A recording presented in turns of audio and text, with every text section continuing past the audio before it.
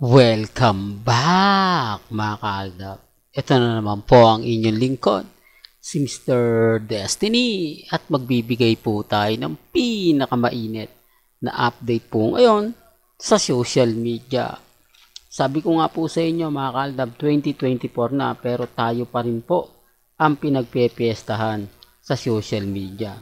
2024 na pa po pero tayo pa rin po ang namamayagpag sa Instagram, sa Twitter at sa Facebook. Di po ba? Kaya nga po ako kampante lang. Kaya nga po ako matatag dahil alam po natin ang totoo. Alam po natin na may mga bagay-bagay nga po na mahirap nga po talagang ipaliwanag. Di po ba? Sabi ko nga po sa inyo dito po sa channel ni Mr. Destiny, kung ano lang po yung latest, kung ano lang po yung trending, kung ano po yung pinag-uusapan, okay lang po yan. Kasi Aldab pa rin po ang malakas. Real talk mga ka-Aldab. Aldab pa rin po. Kahit anong sabihin po nila, kahit ano po yung nababasa ninyo, kahit ano po yung nababalitaan ninyo, Aldab pa rin po ang malakas. Gaya na sinabi natin, 2023 na, pero tayo pa rin po, 2024 na, pero tayo pa rin po ang pinag-uusapan. Hindi po ba? Patungkol po kay Baby Teo at sa kasalang nila Maine Polkerson at Richard Polkerson. Di po ba? Tapos sasabihin nila hindi daw totoo yung mga ginagawa natin. Wala namang pong problema.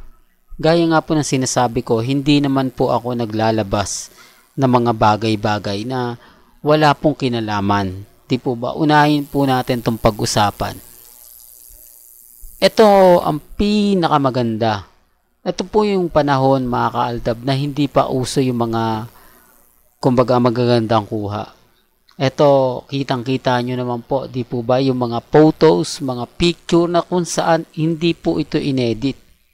Wala pong binago rito, wala pong tinanggal ang ulo, pinalitan ng katawan, wala po.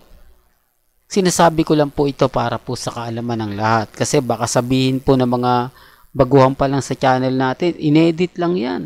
Hindi po, remind ko lang po nung 2015 hanggang 2018, napakabagal po ng internet. Real talk mga ka-Aldab. Dahil, kumbaga naranasan ko ito Kumbaga kapag gusto kong manood ng Eat Bulaga dahil nga po tapos na, pupunta ako sa YouTube. Manonood po ako ng Eat Bulaga. Pero ang dami naman pong nag-upload nun. Pero hindi mo makukuha yung buo. Sobrang bagal ng internet. Di po ba? Sinasabi ko lang po ito para lang po sa kaalaman ng lahat. Tapos sa YouTube, kailangan maganda pa yung cellphone mo para makapag-download ka ng YouTube at makapanood ka. Sinasabi ko lang po ito mga ka-Aldab para lang po sa kaalaman ng lahat.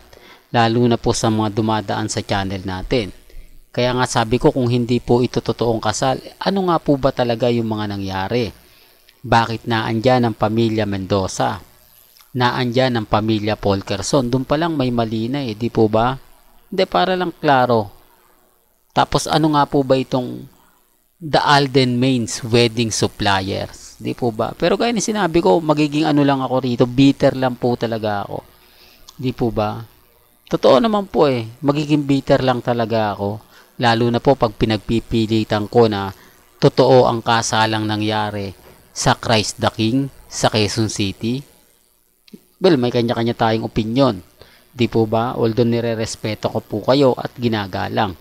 Pero bago nga po tayo magtuloy at pag-usapan itong mainit na update natin, kung bago ka lang sa channel na to at isa kang true-blooded Aldab Nation na nagmamahal po kila Mengay at Isoy, tama po ang channel na pinuntahan mo, kaya consider na po kitang bagong subscriber. At huwag mong kalimutang i-share ang mga video po natin sa mga mami, sa mga titas, at sa mga senior. At eto naman po yung pinakahuli, si Baby Teo. Sa mga ayaw pa rin pong maniwala, sa mga nagsasabing fake news pa rin tayo, hindi naman po ito lalabas ng kumbaga chismis lang. Hindi po ba? Hindi naman po ito lalabas kung wala po talagang pinanghuhugutan.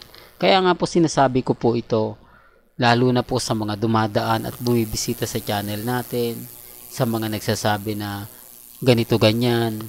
May ebidensya po ako, may resibo. Kaya hindi nyo po pwedeng sabihin na lahat ng sinasabi ni Mr. Destiny hindi totoo.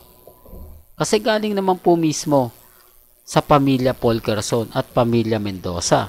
Hindi lang po nila matanggap na may mga punto, na may mga bagay-bagay nga po na ito nga po yung pinapaliwanag ko at ito nga po yung sinasabi natin. Hindi po ba? Kasi sa totoo lang po mga kaaldab, tayo naman po yung panalo eh. Tayo naman po yung wagi. Hindi lang po nila matanggap at talagang ayaw lang po nilang tanggapin na lamang po ako. Ang dami ko kasing pinapakitang resibo. Ang dami ko kasing pinapakitang mga video na kung saan nga po hinahalikan ni Alden Richards si Maine Mendoza. Nagkakataon na talagang nahuhuli off cam. Hindi po ba? Ang dami po niyan, kaya lang hindi talaga na, yung iba po kasi nabure. Yung iba po kasi wala na. Kaya nga po ako nagtataka na lang sa mga kumakalat eh. Hindi ko na alam kung ano na nga po ba yung nangyayari, hindi ko na alam kung ano nga po ba talaga yung nababasa natin. Sa ngayon, magiging bitter lang po talaga tayo kapag may mga bagay-bagay na ipagpipilitan po natin. Pero kung pagbabasihan lang naman po ang mga kumakalat sa Instagram, sa Twitter, sa Facebook since 2015, marami po tayo makukuha simpatya. Pero wala eh, talagang maniniwala po kasi sila. Ito yung pagkakaiba ng interview sa mga ganito lang. Ito kasi hindi talaga ito makapagsisinungaling. Pero ang interview, para lang protektahan ng isang bagay, para lang maprotektahan ng isang taong kumbaga nalilink doon, at siyempre ang kontrata, kailangan po nilang magsinungaling. Real talk mga kaaldab, kasi ang kontrata po talaga, isa sa rason at dahilan. Alam naman po ninyo yan, di po ba? Nang mag-interview si Arnold Clavio, pare-parehas tayo mawawalan ng trabaho. Hindi lang po sina Alden Richards at si Maine Mendoza. Damay din po siya. Kaya nga po may mga tanong na nilalagpasan niya na lang eh. Di po, para lang klaro, may mga tanong na ini-skip niya para rin maprotektahan sila Maine Polkerson at Richard Polkerson. Real talk yan mga kaaldab.